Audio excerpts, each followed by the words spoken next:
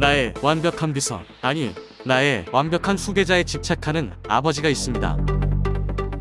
군대를 세상의 전부로 아는 폭력적인 아버지도 있죠. 오늘은 너무 강한 아버지 밑에서 숨막히게 살았던 두 아들의 이야기입니다. 같은 시, 다른 나라 이야기. 조선의 사도세자, 그리고 프로이센의 프리드리히 대왕입니다. 먼저 조선으로 가볼까요? 사도세자의 아버지 영도는 첫 아들을 하늘나라로 떠나보내야 했습니다. 고작 9살이었던 어린 세자의 죽음은 큰 상처였죠. 하지만 슬퍼할 겨를도 없었습니다. 후계자가 없다면 왕위 계승에 대한 갈등은 당연한 일, 왕의 자리도 위태롭죠. 무술이 출신의 어머니를 둔 영조. 정통성은 그에게 항상 약점이었기 때문에 이 사실을 잘 알고 있었습니다. 첫 아들이 떠나고 무려 7년의 긴 시간 동안 영조는 이 불안감과 싸워야 했습니다. 1735년 기다리고 기다리던 둘째 아들 사도세자가 태어났어요. 영조는 모든 관심과 기대를 이 아들에게 쏟았습니다. 다행히 사도세자는 총명했죠. 만 2세 때부터 한자를 이해했어요. 조선의 천재로 불리는 이이든 3세, 정약용은 4세, 세종대왕은 5세에 한자를 익혔다고 하죠. 이와 비교하면 사도세자는 조선의 대표적인 영재 중 한 명으로 평가할 만합니다.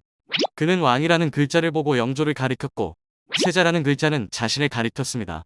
또한 총 63자의 한자를 익혔습니다. 사도세자의 총명함은 왕실의 기대를 충분히 충족시킬 만한 수준이었습니다. 하지만 영조의 불안은 쉽게 가라앉지 않았어요.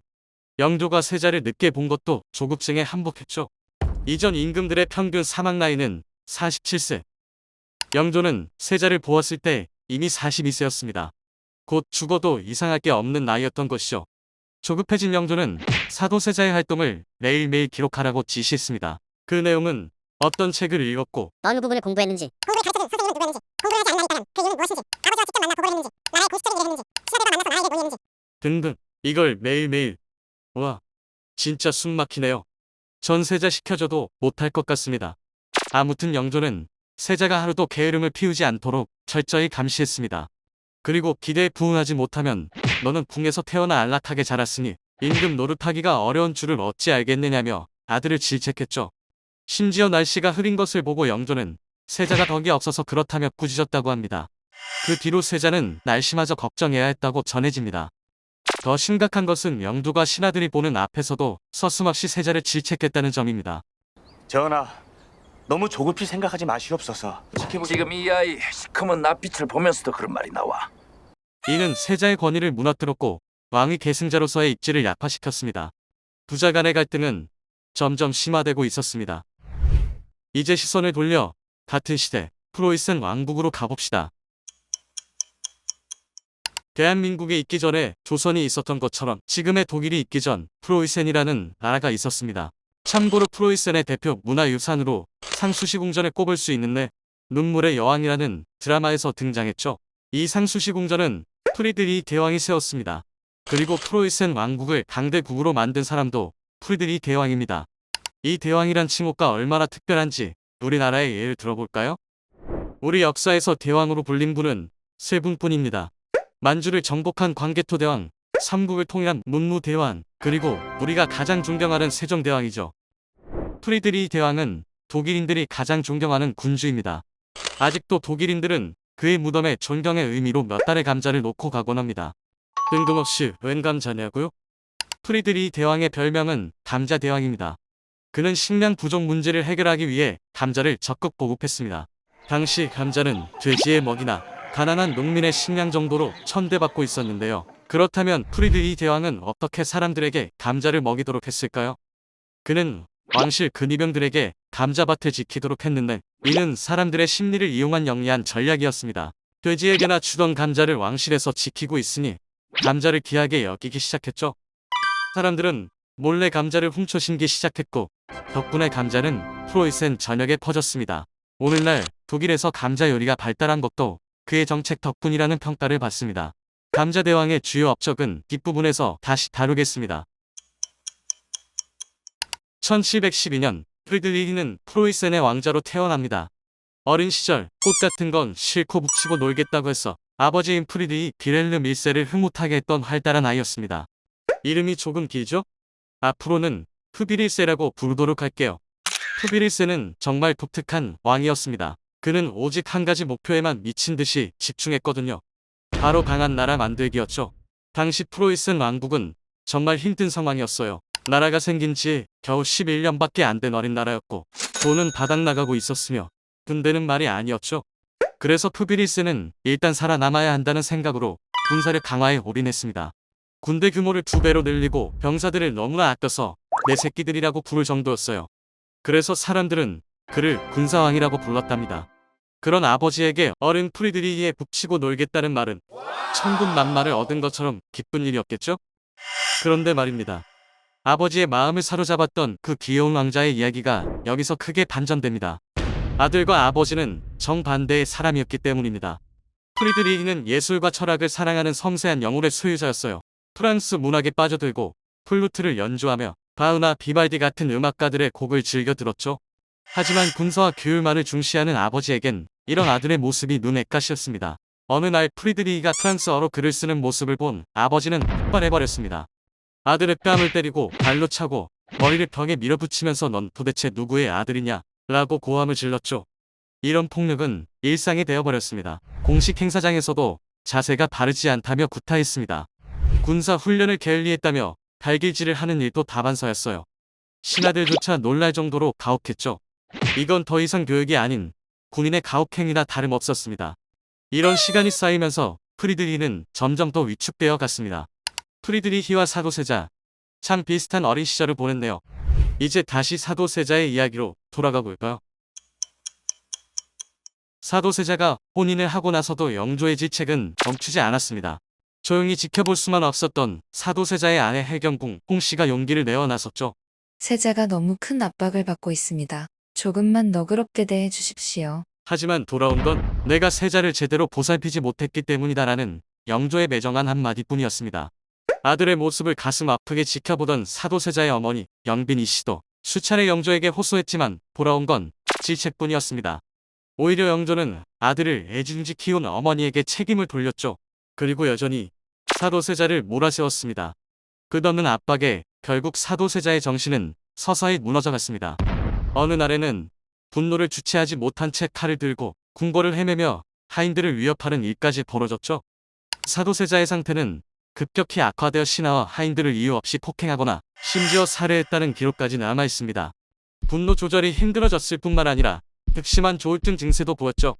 하루는 깊은 우울에 빠져 궁궐 어딘가에 모습을 감추었다가도 다음날은 마치 다른 사람처럼 활기차게 어울리곤 했습니다.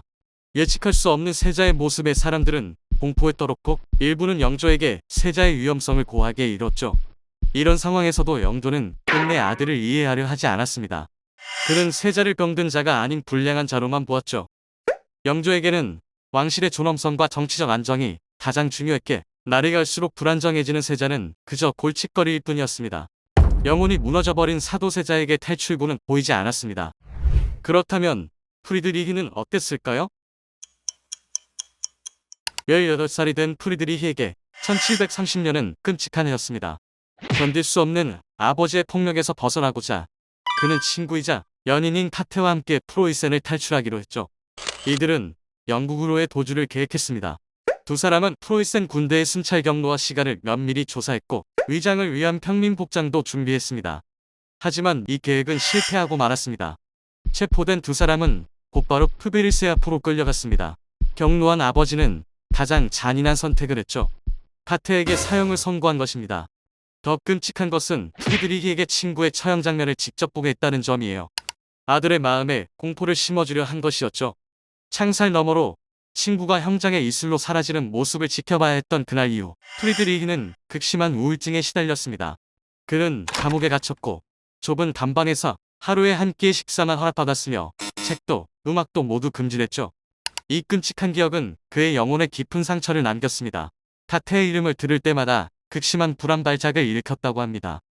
이제 프리드리히의 마음도 사도세자처럼 무너져 내리는 걸까요? 사도세자의 마지막 이야기입니다. 당시 조선은 붕당 정치의 소용돌이 속에 있었습니다. 영조는 노론의 지지를 받아 왕권을 유지했는데 사도세자는 정신이 무너지기 전 반대 세력인 소론들과도 부르부르 지냈습니다. 노론은 불안해했죠. 사도세자가 왕이 되면 소론의 세상이 될까 두려웠습니다. 때마침 사도세자가 불안정한 모습을 보였고 이를 문제 삼아 영조에게 세자의 폐위를 강하게 주장했습니다. 더 이상 볼 수가 없다. 결국 1762년 영조는 사도세자를 폐위합니다. 그리고 쌀을 보관하는 나무 상자, 귀주의 아들을 가두었죠. 물 한 모금, 음식 한 조각도 주지 않았습니다. 8일 후 사도세자는 27살의 젊은 나이로 그렇게 생을 마감했습니다. 조선 역사상 가장 충격적인 비극으로 기록됩니다. 세계 역사를 통틀어도 한 나라의 왕자가 이토록 비참한 죽음을 맞이한 경우는 찾기 힘들 정도죠. 단순한 개인의 비극이 아닙니다. 조선 후기의 왕권 구조, 공당 정치의 폐해, 그리고 강압적인 유교 가치관이 빚어낸 복합적인 비극이었습니다. 사도세자와 프리드리히의 이야기는 여기서부터 달라집니다. 감옥에서 프리드리히는 아버지에게 잘못을 인정하는 편지를 써야 했습니다. 아버지는 그가 충분히 반성했다고 판단한 뒤에 사면을 허락했고 왕위 계승자의 자리를 다시 주었죠. 프리드리히는 겉으로는 순응하는 듯 보였지만 이 시기에 자신만의 신념을 키워나갔습니다. 아버지가 원하는 군사 훈련을 받으면서도 몰래 철학과 문학, 음악을 공부했죠. 계몽주의 철학자 볼테르와 편지를 주고받으며 사상적 기반도 다졌습니다. 그렇게 10년을 견뎌냈습니다. 1740년 아버지가 세상을 떠나고 왕좌에 오른 프리드리히는 자신의 철학적 이상과 군사적 능력을 조화롭게 발휘했습니다. 즉위하자마자 유럽의 강대국들과 맞서 싸워 영토를 넓혔고 프로이센 군대를 유럽 최강으로 키워냈죠. 동시에 그는 계몽주의 사상을 바탕으로 왕은 국가의 첫 번째 하인이라는 철학을 실천했습니다. 국민을 위한 통치를 강조하며 현대적 국가의 기틀을 다진 거죠. 또한 예술과 철학을 적극 장려하여 베를린을 문화의 중심지로도 발전시켰습니다. 이런 그의 업적은 독일의 역사와 정체성 형성에 깊은 영향을 미쳤고 그래서 지금까지도 독일인들은 그를 대왕으로 부르며 존경하고 있습니다. 비슷한 아픔을 겪었지만 한 사람은 추앙받고 다른 한 사람은 비극적 죽음을 맞이해야 했습니다. 그래서 자연스레 이런 궁금증이 생겼습니다. 만약 사도세자가 프로이센에서 태어났다면 어땠을까? 이제 결론입니다. 프로이센과 조선의 차이는 그의 운명을 바꿔놓았을 것입니다. 물론 프로이센에서도 폭력적인 아버지 밑에서 자라야 했겠죠. 쉽지 않은 삶이었겠지만 푸비리센은 아들의 자유를 억압하면서도 동시에 군사적 재능과 실용적 리더십을 가르쳤습니다. 사도세자도 이런 교육을 통해 군사적 지도자로 성장할 기회를 얻었을 거예요. 실제로 사도세자는 무기신식이라는 책을 쓸 만큼 무예에 대한 관심이 남달랐습니다. 정치적으로도 프로이센은 달랐습니다. 노론과 소론의 대립 속에서 희생양이 되었던 사도세자는 프로이센에서라면 더 안정적으로 후계자 자리를 지킬 수 있을 겁니다. 그리고 당시 프로이센은 계몽주의 사상이 꽃피던 시기였어요. 예술과 학문을 사랑하는 문화가 프로이센에도 퍼지고 있었고 아버지는 예였지만 특히 예술을 사랑하는 어머니 덕분에 예술에 관심 많던 사도세자는 숨쉴 구멍을 찾을 수 있었을 겁니다. 그리하여 마침내 왕위에 올랐다면 사도세자는 자신의 색깔이 있는 계몽군주가 되었을 겁니다. 강압적인 환경 속에서 지켜낸 자유와 강력한 군사력을 바탕으로 프로이센을 유럽의 강대국으로 이끌어갔을지도 모릅니다. 역사의 만약이라는 가정은 필요 없다고들 합니다. 하지만 아버지와의 갈등을 겪어본 저로서는 사도세자의 삶이 단순히 옛날 이야기로 들리지는 않네요. 지금 이 순간에도 어딘가에서 비슷한 경험을 겪고 계신 분들이 있을 텐데요. 이런 말을 전하고 싶습니다. 휘어지더라도 부러지지는 말자. 오늘은 18세기 초조선과 독일의 역사를 비교해보았습니다. 다음에 더 좋은 영상으로 찾아올게요.